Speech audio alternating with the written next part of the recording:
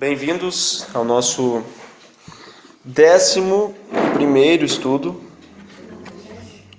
Não, 20º. 21º. Estamos caminhando aí, né?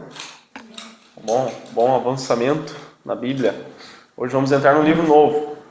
Mas vamos às perguntas da semana passada, as quais a gente já viu esse conteúdo na semana passada. Creio que a maioria estava aqui. O que aconteceu com José no Egito?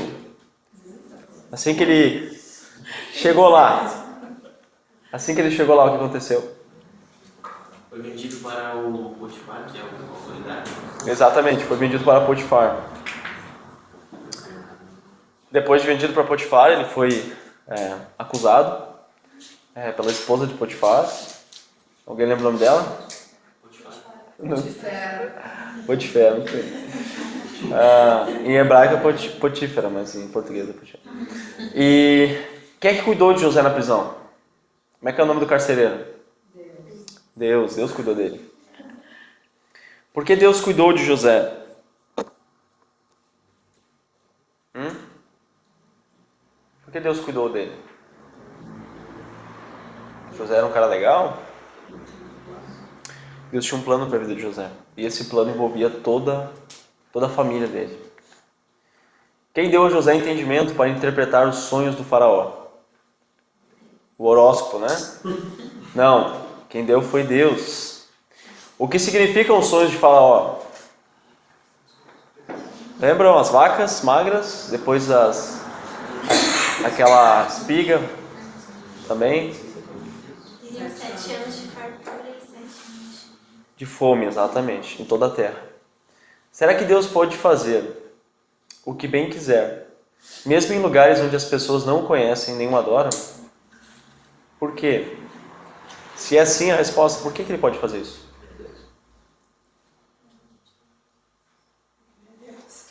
Porque Ele é soberano. Ele tem autoridade sobre toda a terra. Tudo é dele. Tudo pertence a Deus. Como José se tornou uma autoridade sobre sua família? Como é que o sonho se cumpriu?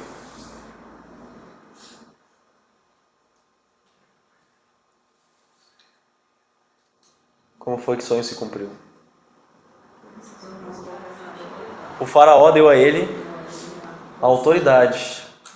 O segundo homem no poder de todo mundo da época. Por que Jacó levou toda a sua família para morar no Egito?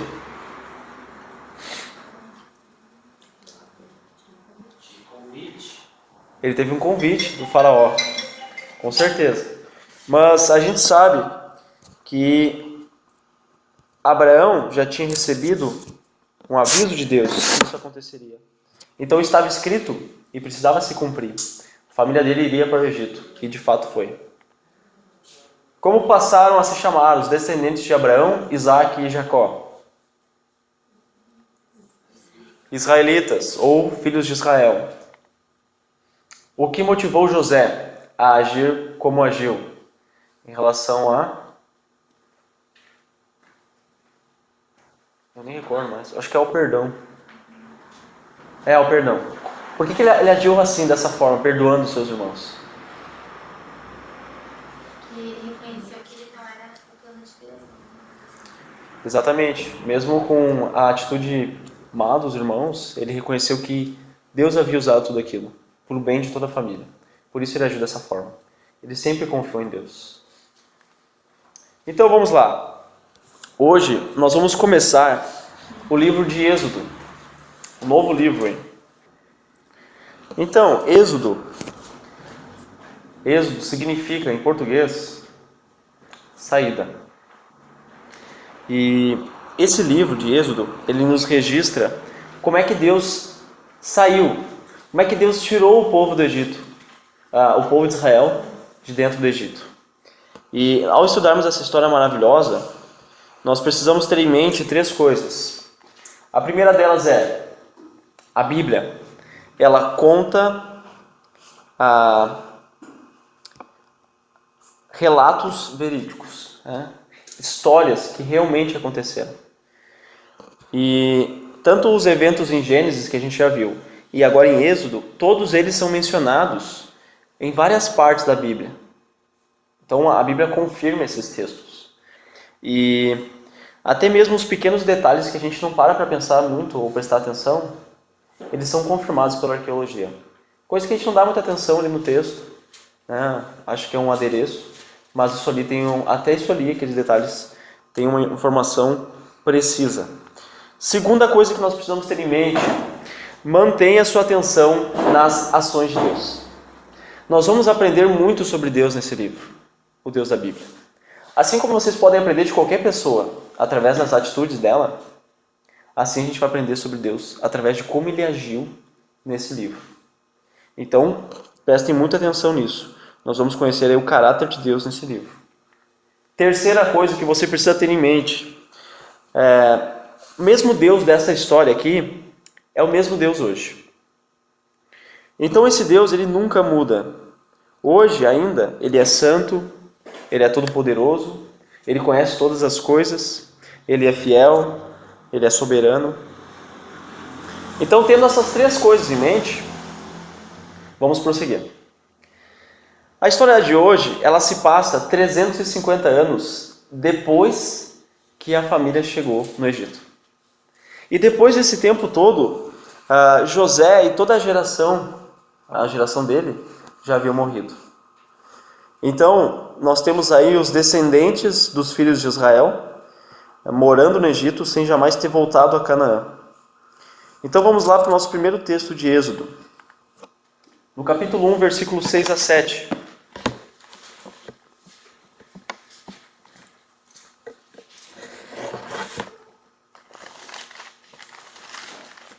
Êxodo 1, 6 a 7.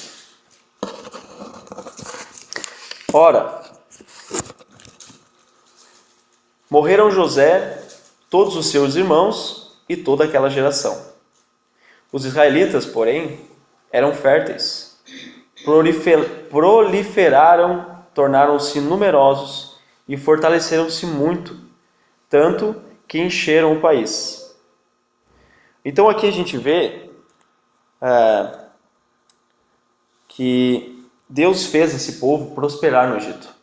Eles eram criadores de gado, então eles ficaram com muitos gados, o povo cresceu, os bens deles cresceram, e durante todo esse tempo, os 350 anos, os reis, que eram os faraós, eles cuidaram desse povo, trataram bem. Mas as coisas estavam para mudar. Subiu um novo rei ao poder, um rei estrangeiro. A Bíblia não nos diz que era de outro povo, mas a arqueologia nos mostra que um rei de outro povo tomou conta do Egito e subiu ao poder. Então vamos ver o que acontece aí, nos versículos 8 a 11. Então subiu ao trono do Egito um novo rei, que nada sabia sobre José.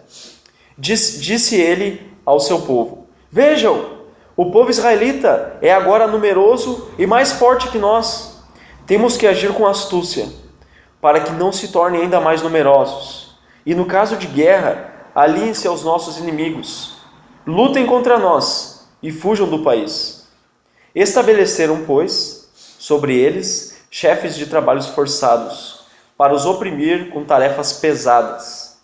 E assim, os israelitas construíram para o faraó as cidades celeiros de Pitom e Ramessés. Então, o que a gente vê aqui? Um plano do faraó, um plano maligno. Quem será que estava por trás desse plano maligno deste novo rei? Quem será que deu esse conselho a ele? Será que isso era realmente astúcia puramente dele? Quem será que deu esse conselho? Boa noite, seja bem-vindo. Quem deu esse conselho a ele certamente foi Satanás. Satanás, ele odeia o homem. Satanás, ele odeia Deus. Portanto, Satanás, ele queria destruir o povo de Israel. E a gente se pergunta, por que Satanás queria destruir o povo de Israel?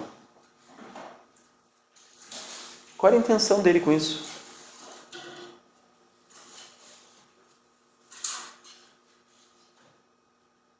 Alguém consegue imaginar? Acabar com os planos de Deus? Que plano de Deus? O governador que sairia de De Abraão. Exatamente. Através dos filhos de Abraão, ou seja, esse povo, viria o libertador a toda a humanidade. Então Satanás está tentando frustrar aqui um plano de Deus, acabando com todo um povo.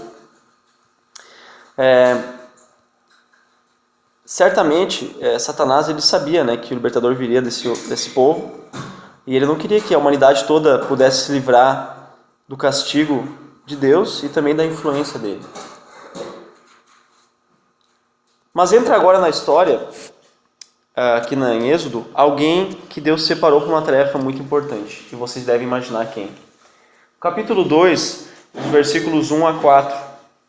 Vamos ler então a respeito de quem se trata.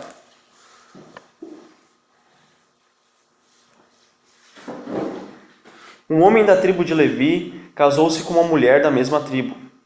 Ela engravidou e deu à luz um filho. Vendo que era bonito, ela o escondeu por 3 meses. Quando já não podia mais escondê-lo, pegou um cesto feito de junco e vedou com piche e betume. Colocou nele o menino e deixou o cesto entre os juncos à margem do Nilo. A irmã do menino ficou observando de longe para ver o que lhe aconteceria. Então, nasce aqui um menino chamado Moisés. Até então não é dado aqui o nome dele, mas mais à frente a gente vai ver. E esse menino, ele nasce num momento muito difícil da história do povo dele. Muito difícil. Porque alguns versículos antes, o faraó havia ordenado que todos os bebês, meninos, fossem lançados no rio Nilo. As meninas poderiam deixar viver. Então ele nasceu nesse momento. Os pais dele esconderam ele. E esconderam ele porque ele era bonito. Todos os outros bebês eram feios e ele era bonito, então ele foi escondido. Será que é isso? A Bíblia nos mostra em outros textos, em Atos 7, em Hebreus 11, que esse menino havia algo diferente. Algo especial havia nele. Não nos diz o que, mas os pais reconheceram que aquele menino tinha algo realmente muito diferente dos demais. Eu fico imaginando, às vezes, talvez a mãe tenha descoberto isso, tentando dar banho nele. Água separada. Ia dar banho, água separada. Esse menino tem alguma coisa. Então, aqui a gente vê que os pais protegeram ele o máximo que puderam. 3 meses. Por que 3 meses? Eu não sei exatamente. Talvez porque depois ele tivesse um grito mais forte, né? E aí pudessem ouvir ele. Mas esse foi o tempo. E aí, não podendo mais cuidar de Moisés, eles o entregaram ao acaso. É isso? Não, eles confiavam que Deus faria algo. Que Deus poderia proteger aquele menino. Se Deus tinha um plano para a vida daquele menino, Deus poderia protegê-lo. Então eles não simplesmente, como os filmes nos dão a ideia, de que ele jogaram o bebê lá, e aí a irmã dele foi acompanhando lá, do lado. Não, eles deixaram no lugar, preso. Não estava solto no rio. E a irmã estava cuidando. E aí acontece algo impressionante. Por essa história ser muito conhecida, até mesmo ter novela, a gente acaba passando assim reto por muitas coisas. Hoje a gente vai ver que há detalhes importantes aqui. Então vamos lá. Capítulo 2, dos versículos 5 a 10. A filha do faraó descera ao Nilo para tomar banho. Enquanto isso, as suas servas andavam pela margem do rio. Nisso, viu o cesto entre os juncos e mandou sua criada apanhá-lo. Ao abri-lo, viu um bebê chorando. Ficou com pena dele e disse: "Esse menino é dos hebreus." Então a irmã do menino aproximou-se e perguntou à filha do faraó: A senhora quer que eu vá chamar uma mulher dos hebreus para amamentar e criar o menino?" "Quero", respondeu ela. E a moça foi chamar a mãe do menino. Então a filha do faraó disse à mulher: "Leve este menino e amamente-o para mim, e eu lhe pagarei por isso." A mulher levou o menino e o amamentou. Tendo o menino crescido, ela o levou à filha do faraó, que o adotou e lhe deu o nome de Moisés, dizendo: "Porque eu o tirei das águas." Olha aqui, acontecem aqui 2 coisas extraordinárias nesse relato. Sabendo que esse relato é verdadeiro, nós precisamos nos deter a algumas coisas. Assim, pensar que isso aqui não foi em Marte, foi no planeta Terra, foi no mundo real, com rotinas reais, uma vida real. Então, alguém importante naquela época, ou hoje, também era alguém importante naquela época igual. Então vamos nos deter a algumas coisas aqui. A gente vê a coragem e a sabedoria da irmã de Moisés. Mais à frente nos é revelado que o nome dela era Miriam. Essa moça, essa criança, teve uma coragem de ir falar com uma realeza. Ela estava no meio do mato, imagina isso, sai do meio do mato lá. Oh, princesa, quero falar contigo. Porque o momento podia ser morta. Mas ela teve a coragem de falar com ela. E mais, olha a sabedoria dela. Olha, a senhora achou um bebê. Quer que eu chame uma pessoa para cuidar? Aí vinha quem? A mãe de Moisés. E aí a filha do faraó, né, entrega para a mãe de Moisés. Aí diz, nossa, olha como ele gostou de você, parece que te conhece até. Então ela teve aqui uma sabedoria incrível. Olha, realmente essa criança é um exemplo nisso. Agora, outra coisa que é mais incrível ainda. Pessoal, isso acontece normalmente, uma pessoa importante encontrar um bebê e querer adotar ele. Principalmente um bebê de escravos. Não é comum isso. E principalmente, como é que ela foi tomar banho no mesmo local e no mesmo momento? O rio Nilo é imenso. É um dos maiores rios do mundo, se não é o maior de extensão. Então, a gente vê aqui a clara condução de Deus. Deus fez com que a filha do faraó adotasse um menino. E sabe de uma coisa? O lugar mais seguro da terra para um menino hebreu era dentro do palácio. Não havia lugar mais seguro para ele. E é lá que Deus colocou ele. Deus também colocou Moisés nesse lugar porque os egípcios, alguns textos encontrados pela arqueologia, nos mostram que os egípcios naquela época, eles ensinavam os seus filhos a ler, a escrever. Eles também ensinavam como administrar uma casa e como desenvolver estratégias militares. Então todos esses ensinos seriam dados a Moisés. E isso seria muito importante para Moisés no futuro. Então tudo foi bem elaborado por Deus e concretizado. Nas situações mais adversas que a gente pode ver, tanto na Bíblia como hoje em dia, nas situações mais caóticas aos nossos olhos, Deus continua agindo. Quando José foi vendido, isso já fazia parte de um plano. E agora nós vemos um bebê que ia ter que ser morto. Mas agora ele é criado pela realeza. Um momento muito difícil na história de Israel. Nunca antes um povo tinha oprimido eles dessa maneira. Mas mesmo no momento difícil, Deus está conduzindo. Mesmo em momentos que há crise, onde parece que os governadores não têm nada na cabeça, Deus continua no poder, controlando, cumprindo os seus planos. Então, continuando aqui, Deus ele estava cuidando do seu povo, mesmo o povo dele, israelitas, sendo escravos. E Deus tem poder para cuidar daqueles que confiam nele. Hoje ainda, Deus pode cuidar dos que confiam nele. E nós precisamos entender na palavra de Deus o que Deus fez para nos libertar da escravidão que Satanás coloca sobre todo ser humano. Vamos continuar a leitura então. Os versículos 11 a 22.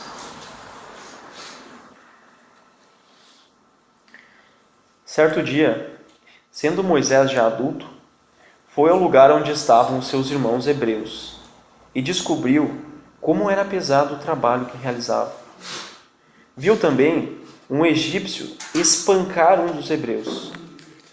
Correu o olhar por todos os lados e, não vendo ninguém, matou o egípcio e o escondeu na areia.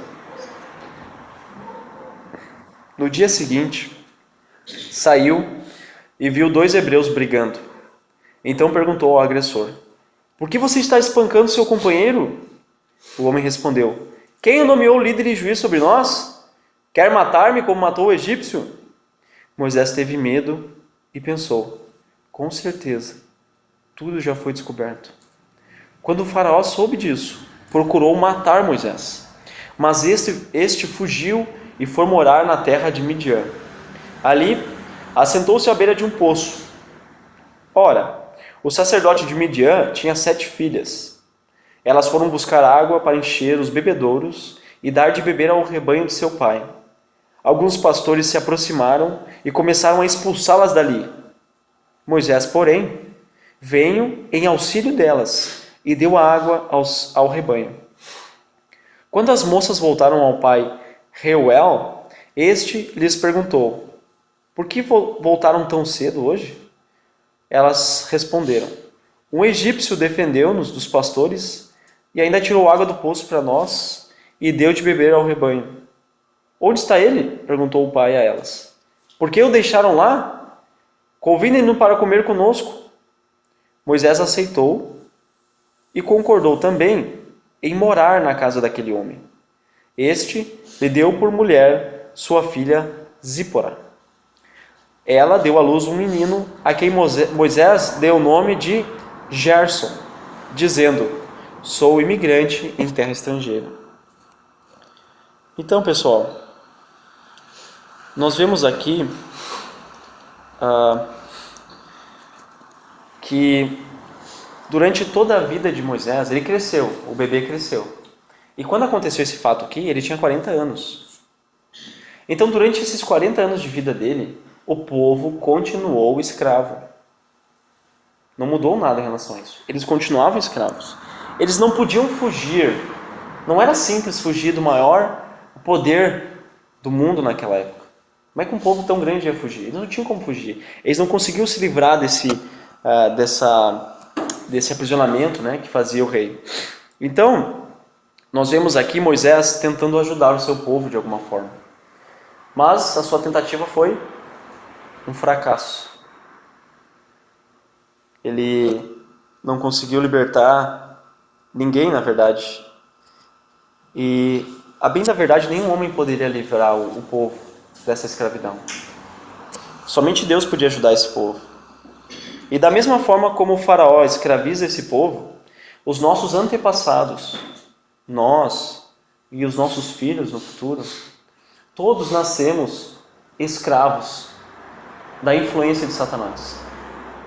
Escravos também do pecado. E nenhum homem pode livrar-nos disso. Nenhum.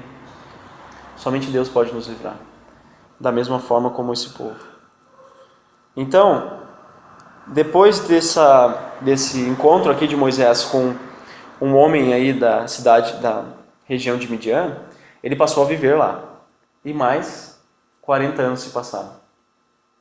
E a Bíblia dá um pulo aí de 40 anos para o capítulo 3. Vamos ver dos versículos 1 a 4. Moisés pastoreava o rebanho de seu sogro Jetro, que era sacerdote de Midian. Um dia, levou o rebanho para o outro lado do deserto e chegou a Horebe, o monte de Deus. Ali, o anjo do Senhor lhe apareceu numa chama de fogo que saía do meio de uma sarça. Moisés viu que, embora a sarça estivesse em chamas, não era consumida pelo fogo. Que impressionante, pensou ele. Por que a sarça não se queima? Vou ver isso de perto. O Senhor viu que ele se aproximava para observar. E então, no meio da sarça, Deus o chamou. Moisés, Moisés. Deixa eu só contextualizá-los aqui. Aqui nessa mancha aqui, ficava a região de Midian, então. A partir desse braço aqui do mar, nós temos essa região aqui. E aqui é esse monte, o Horebe, onde Moisés está nesse momento. Então ele saiu do Egito e veio para cá. Aliás, para essa região. Né? E nesse momento ele está aqui. Duas cidades que foram citadas nos primeiros versículos, que a gente leu, são Ramessés e Pitom. Essas são as duas cidades aqui, ó. A localização atual delas, não sei se existem mais. onde o povo hebreu ajudou a construir. Então aí é a região geográfica onde tudo está acontecendo. A sarça não é a nossa salsa aqui, não é um erro aí também não é um nome que eles davam para a salsa. A sarça era uma árvore pequena, né, um pequeno arbusto, e era uma árvore muito típica nessa região. Mas essa sarça que ele viu era uma espécie bastante exótica. Algumas pessoas, tentando tirar as coisas sobrenaturais da Bíblia, começam a dar explicações da Marvel, assim, né? Coisas criativas, inventando 1001 coisas, dizendo que existe um tipo de planta que larga um gás, que pega fogo. Mas essa planta que ele viu, ela não estava só pegando fogo. Se ele visse algo assim, ele ia achar estranho. Uma planta pegando fogo do nada. Mas ele viu aqui uma planta que pegava fogo, mas não se consumia. E isso fez ele ir perto, se aproximar. Então a gente tem aqui um fato sobrenatural. Não estava queimando essa árvore, porque Deus estava ali. Estava conservando aquela árvore. E aí Deus fala com Moisés. Vamos continuar. Os versículos 5 a 6.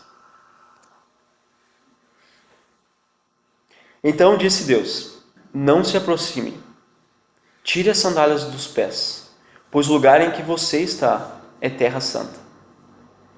Disse ainda: eu sou o Deus de seu pai, o Deus de Abraão, o Deus de Isaque, o Deus de Jacó. Então Moisés cobriu o rosto, pois teve medo de olhar para Deus. Aqui nós vemos Moisés demonstrando respeito pelo Criador. Não sei se vocês conseguem ver bem aí, os tijolos atrapalham um pouco. Mas por que ele teve que tirar as sandálias?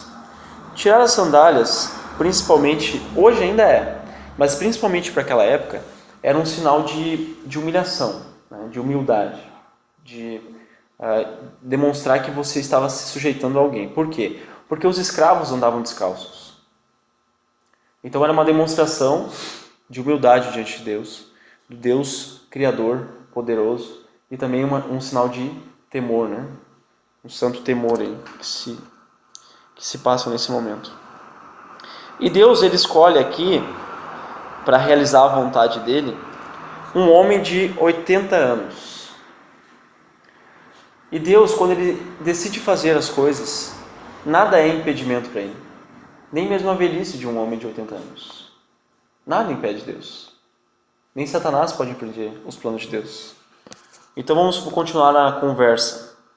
Versículos 7 a 11. Disse o Senhor: de fato, tenho visto a opressão sobre o meu povo no Egito. Tenho escutado o seu clamor por causa dos seus feitores e sei quanto eles estão sofrendo. Por isso, desci para livrá-los das mãos dos egípcios e tirá-los daqui para uma terra boa e vasta, onde manam leite e mel, a terra dos cananeus, dos hetitas, dos amorreus, dos ferezeus, dos heveus e dos jebuseus. Pois agora o clamor dos israelitas chegou a mim, e tenho visto como os egípcios os oprimem. Vá, pois, agora, eu envio ao faraó para tirar do Egito o meu povo, os israelitas.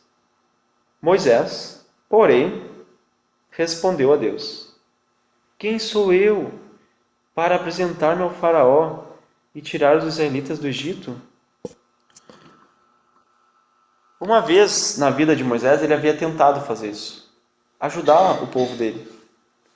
E tudo que ele conseguiu foi cometer um assassinato e ainda perder tudo que ele tinha. Ele morava no palácio e ele perdeu tudo, teve que fugir. Então ele estava ciente que uma coisa ele nunca mais ia fazer na vida dele: voltar para o Egito. E a segunda coisa que ele não ia fazer na vida dele é tentar ajudar o povo das mãos do Egito, do faraó. Justamente por causa dessa experiência dele.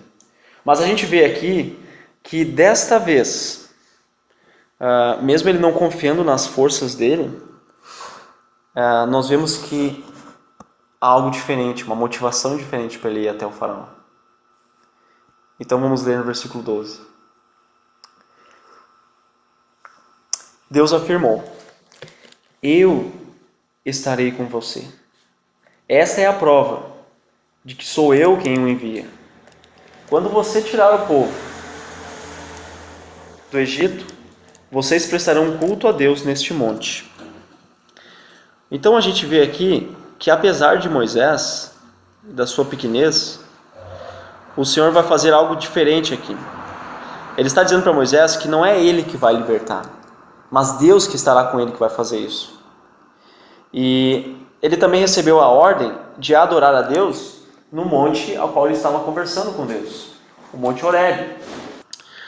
Então, o Monte Horebe, para quem não sabe, é o Monte Sinai. E o Monte Sinai, eu ia mostrar agora, ele fica ali onde eu mostrei, ali que estava acontecendo a conversa de Moisés, entre os dois braços do mar. Essa é a região que fica o Monte Sinai. É uma mancha muito grande, se você olha no Google, porque é uma cadeia muito grande de montanhas ali. Então não podemos saber ao certo onde foi essa conversa. Então eles deveriam libertar o povo, essa era a missão dele, e levar o povo para esse monte. Versículo 13. Não, eu já falei. Moisés perguntou: quando eu chegar diante dos israelitas e lhes disser, o Deus dos seus antepassados me enviou a vocês, e eles me perguntarem, qual é o nome dele? O que lhes direi? Moisés, ele estava com dificuldades de crer que o povo ia acreditar na história dele. Então ele pede a Deus aqui quais eram aqui as credenciais de Deus. Ele é dito que é o Deus de Abraão, o Deus de Isaac e o Deus de Jacó. Mas o Senhor, como é que o Senhor é? É isso que está dizendo aqui em outras palavras. Sabem por quê? Porque ao pedir nome, no Antigo Testamento, ele sempre está ligado. O nome sempre está ligado com um significado.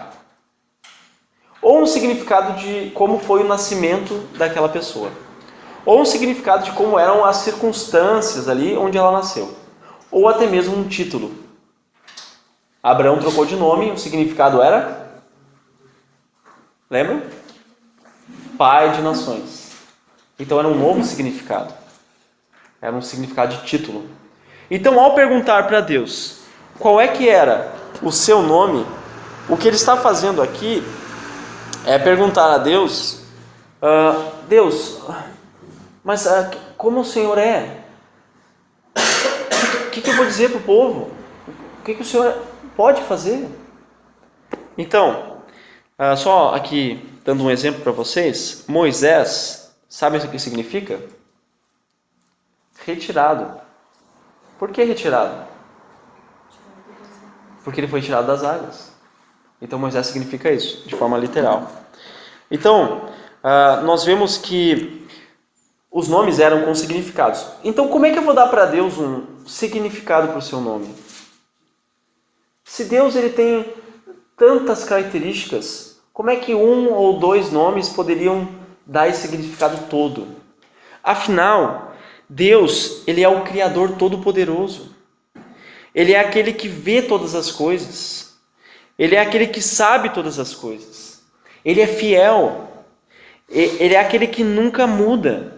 Ele é o Santo Deus. Ele é o juiz e vingador de todo o mal. Ele é o Salvador amoroso. Ele é gracioso, bondoso, provedor. Tudo isso nós vimos aqui já. Em meio a todas as características, e não são as únicas. Há muito mais. Tudo o que poderia ser dito é que Deus simplesmente é. Eu sou o que sou. É isso que ele responde no versículo 14 a Moisés. Eu sou o que sou. É isso que você vai dizer aos israelitas. Eu sou, me enviou a vocês. Eu sou, ele disse na verdade, possivelmente Iavé. Esse possivelmente era o nome. Ele disse isso e significa, esse termo, eu sou, Iavé, ele significa realmente muito mais do que se pode expressar, como eu falei para vocês. Deus é tudo isso mas ele simplesmente é. Mas esse eu sou também representa outra coisa. Ela dá um foco, e a gente vê na Bíblia, em outros momentos, esse foco sendo mostrado. Ela mostra, eu sou, representa a eternidade de Deus. Sabe por quê? Porque no passado, não houve um passado em que Deus não era. E não haverá um futuro em que Ele não vai ser. Ele é em todo momento. Quando a gente vê o primeiro versículo da Bíblia, o que diz o primeiro versículo? No princípio, Deus criou os céus e a terra. Ou seja, a terra e céus foram criados quando? No princípio. Quem é que já estava lá? Deus já estava lá. Nesse princípio, Deus já estava. Quando o tempo começou, Deus estava lá? Sim. Deus, Ele é atemporal, fora do tempo. Então, eu sou significa isso. Eu sou. No futuro, eu sou. No passado, eu sou. Eu sou o que sou. Eternamente. Sem precisar de nada. Esse sou eu. Aí, para Moisés não ficar confuso, Deus começa a dar muitos sinais a ele do poder dele. A gente não vai ler aqui, mas ele faz coisas incríveis. Ele faz Moisés colocar a mão no peito. Agora tira a tua mão. A mão dele estava doente, lepra. Ele se apavora. Põe de novo. Tira. A mão está curada. Então Deus fez coisas extraordinárias aqui. Vamos ver aí os versículos 15 a 20. Disse também Deus a Moisés: diga aos israelitas, o Senhor, o Deus dos seus antepassados, o Deus de Abraão, o Deus de Isaque, o Deus de Jacó, enviou-me a vocês. Esse é o meu nome para sempre, nome pelo qual serei lembrado de geração em geração. Vá, reúna as autoridades de Israel e diga-lhes: Yahvé, o Deus dos seus antepassados, o Deus de Abraão, de Isaque e de Jacó, apareceu a mim e disse: eu virei em auxílio de vocês, pois vi o que lhes tem sido feito no Egito. Prometi tirá-los da opressão do Egito para a terra dos cananeus, dos hititas, dos amorreus, dos ferezeus, dos heveus e dos jebuseus, terra onde manam leite e mel. As autoridades de Israel o atenderão. Depois, você irá com elas ao rei do Egito. Ele dirá: Yahvé, o Deus dos hebreus, venha ao nosso encontro. Agora, deixe-nos fazer uma caminhada de 3 dias, adentrando o deserto, para oferecermos sacrifícios ao Senhor, o nosso Deus. Prestem atenção agora no versículo 19. Eu sei que o rei do Egito não os deixará sair, a não ser que uma poderosa mão o force. Por isso, estenderei a minha mão e ferirei os egípcios, com todas as maravilhas que realizarei no meio deles. Depois disso, ele os deixará sair. Deus passa a dar instruções aqui bem claras a Moisés. Mas o que existe mais extraordinário aqui nessa conversa, nessas instruções de Deus a Moisés? Tentem pensar aí, o que vocês leram, o que a gente acabou de ler. O que nos mostra a respeito de Deus aqui? Algo extraordinário. Deus sabe tudo. Ele está dizendo assim, vá lá e faça isso. Mas isso vai acontecer. Aí eu vou fazer. Aí vocês podem sair. Deus, Ele conhece cada um dos nossos pensamentos, das nossas palavras e das nossas ações. Antes mesmo de ter esses pensamentos. Antes de falar e antes de agir. Deus já conhece. Deus conhece tudo sobre nós. Desde o dia do nosso nascimento até o dia da nossa morte. E até mesmo depois da morte. Deus sabe. Então Deus está mostrando a Moisés aqui que ele fará coisas incríveis lá. E aí, como eu falei para vocês, ele começa a mostrar algumas coisas incríveis também a Moisés. Mas Moisés, ele faz um pedido a Deus. E é um pedido que pode nos deixar bastante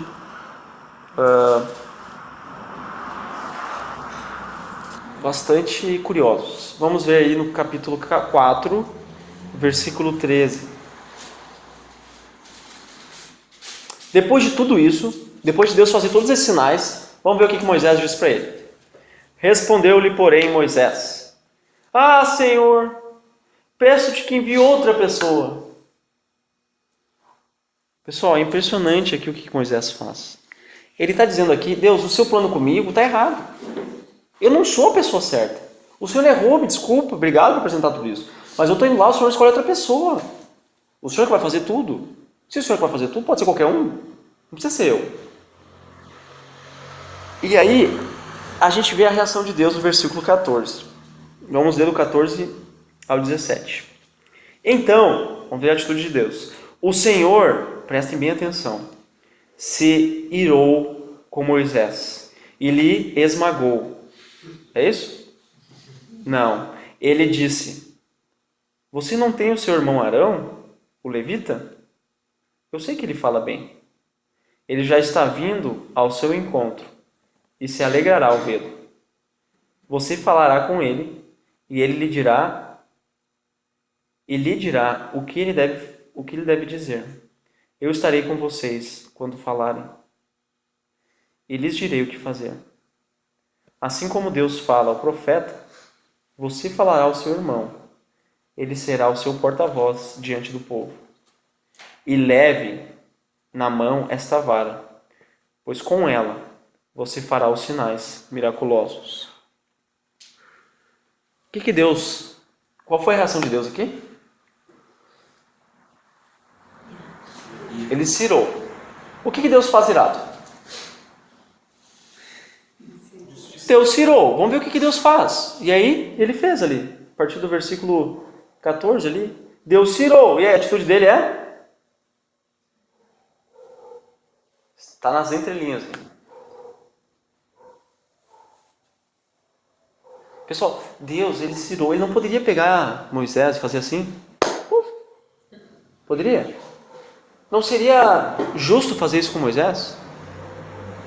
Se você tem dúvida, Moisés estava dizendo assim, ponto final, o senhor está enganado, o seu plano não vai dar certo, tá? A sua palavra não vai se cumprir, eu vou embora. Ele estava chamando Deus de mentiroso, de infiel.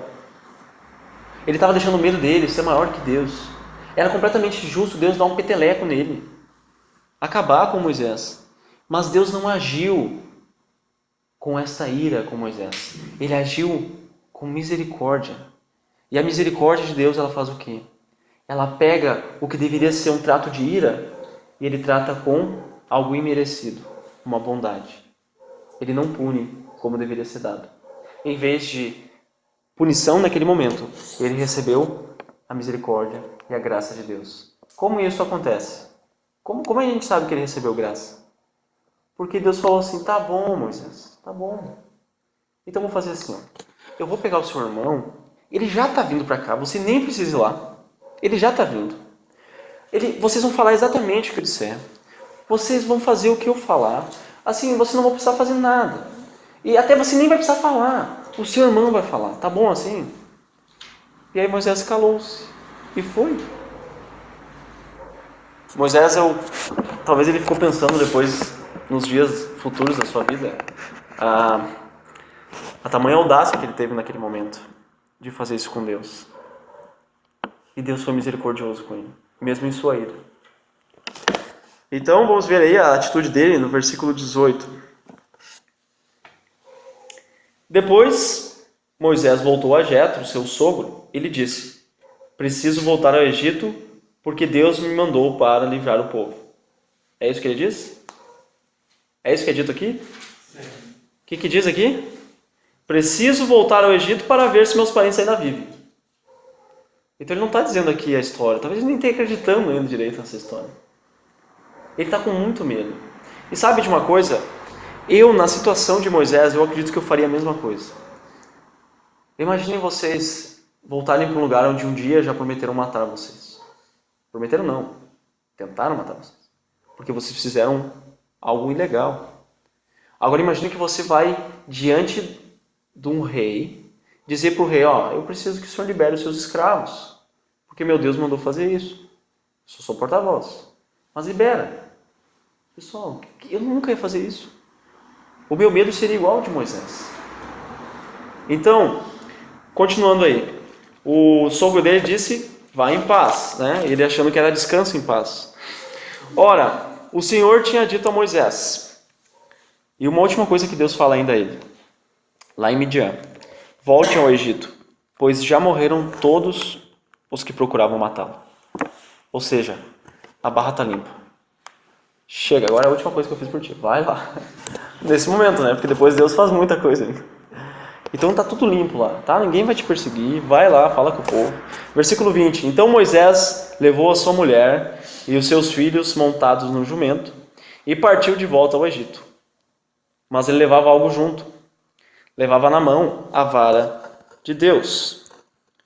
Agora vamos dar um salto aí. Versículo 27 a 28. Então o Senhor disse a Arão, vá ao deserto encontrar-se com Moisés. Ele foi, encontrou-se com Moisés no monte de Deus e o saudou com um beijo. Moisés contou a Arão tudo o que o Senhor lhe tinha mandado dizer e também falou-lhe de todos os sinais miraculosos que lhe havia ordenado realizar. O Senhor, ele cumpre aqui a sua primeira promessa a Moisés. Que promessa é essa?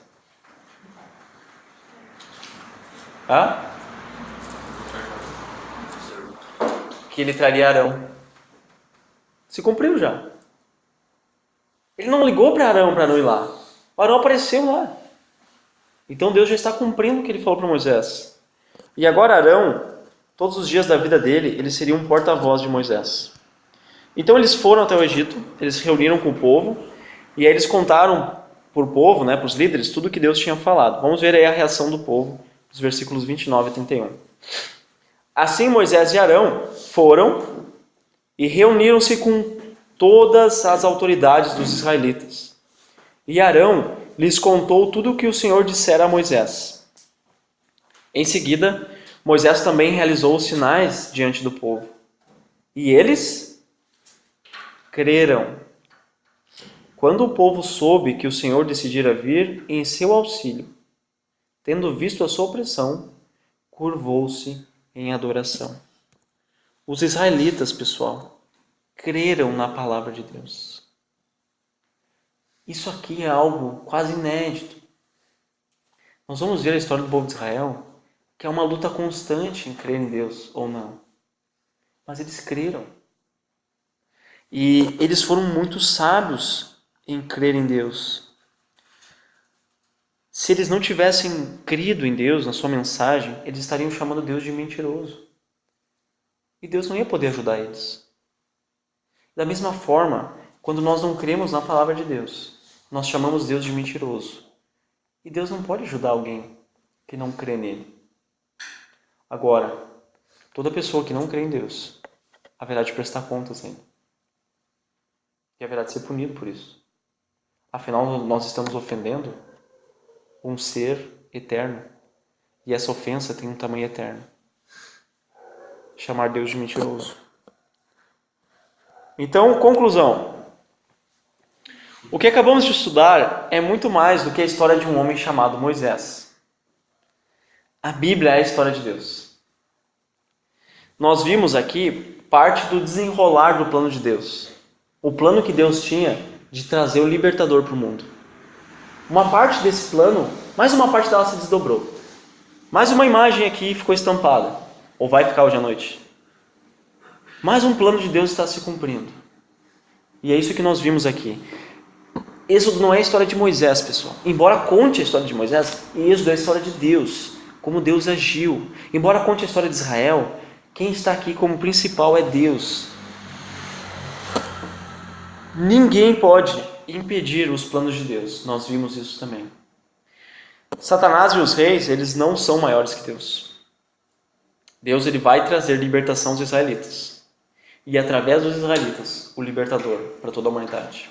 E na semana que vem e nos próximos estudos, nós vamos ver a libertação do povo de Israel. Como Deus livrou eles. Preparem-se então. Vamos às perguntas. Por que o rei do Egito escravizou os israelitas? Mão de obra barata. Como? De obra. Ah, mão de obra barata? Possivelmente ele tenha pensado, mas a Bíblia nos diz que ele achou que o povo estava crescendo tanto que poderia, em algum caso de guerra, eles se voltarem contra os egípcios. Então ele fez mão de obra barata, né? E ao mesmo tempo aprisionou os israelitas. Segunda pergunta: quem estava guiando o rei em seus planos perversos? Satanás. Satanás estava guiando ele. Por que Deus protegeu Israel e os fez prosperar?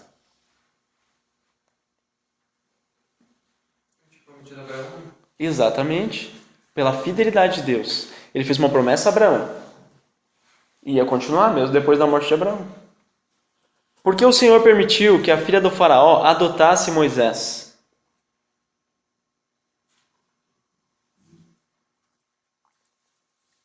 Era o lugar mais seguro do momento. Sim. O que mais? Deus tinha um plano para a vida de Moisés. E dentro do plano de Deus envolvia ter os ensinos do palácio. Será que Satanás, ou algum espírito, ou um ser humano, ou qualquer coisa, pode impedir Deus de fazer o que planeja? Não, nada pode impedir. Nada. Será que os israelitas ou Moisés poderiam libertar a si mesmos do faraó? Não? Então quem é que é a única pessoa que pode libertar alguém da má influência de Satanás também?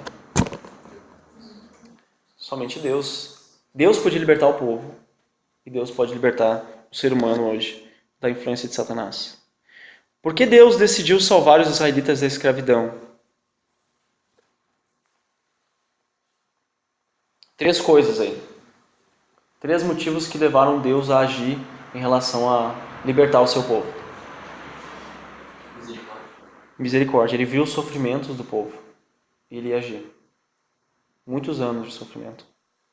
Por que mais? O amor do povo. Sim, isso entra dentro de Deus ter atendido aos seus pedidos, né, e se livrar eles. Deus também tinha um plano de demonstrar a esse povo o seu amor, o seu cuidado, a sua misericórdia. Mostrar a eles que eles não estavam abandonados no mundo, de que ele era um Deus bom. E um último motivo, Deus havia prometido a Abraão que os descendentes dele seriam levados para o Egito. Eles iam ser escravizados, mas Deus ia libertar eles. Então Deus estava cumprindo também uma promessa. Por que a sarça que Moisés viu não estava sendo consumida, apesar de estar queimando?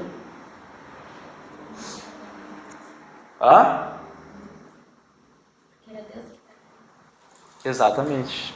A Bruna falou para dentro, né? O que o nome de Deus, eu sou, significa? Significa eternidade? Como assim? Deus é eternamente. Então, mostra que Deus ele sempre existiu. Mostra que ele não precisa de nada para existir também. Que versículo? Pergunta 12. Quem achava que o rei do Egito libertaria os israelitas... Não, deixa eu começar de novo. Deus achava que o rei do Egito libertaria os israelitas após Moisés lhe trazer a mensagem? Não?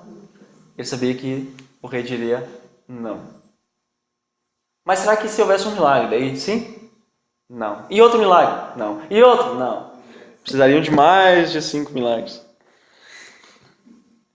Por que os israelitas não creram que o Senhor havia enviado Moisés? Eles creram, né? Ah, vocês estão ligados. Por que o quê?